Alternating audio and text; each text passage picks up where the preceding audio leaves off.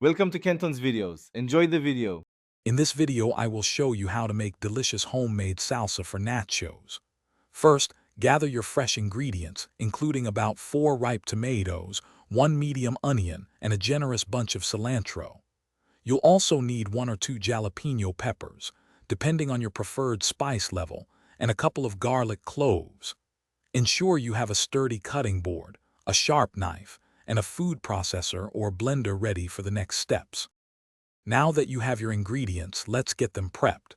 Begin by thoroughly washing all your produce under cool running water. Next, roughly chop your 4 tomatoes, 1 onion, and the jalapeno peppers into manageable pieces. This makes them easier to process evenly. Finally, finely mince your 2 garlic cloves and the fresh cilantro leaves. These small pieces will distribute their wonderful aromas throughout your salsa. With everything chopped, it's time to bring it all together.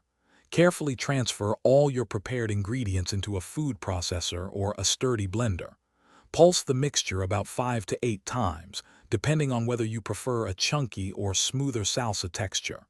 Then, add the juice of 1 fresh lime, about 1 teaspoon of salt, and a small pinch of ground cumin. These additions truly awaken the flavors. Almost done. Now give your freshly made salsa a taste. This is your chance to adjust the seasonings, perhaps a little more salt or another squeeze of lime juice to brighten it up. If you desire more heat, feel free to stir in a dash of your favorite hot sauce or even a finely diced serrano pepper.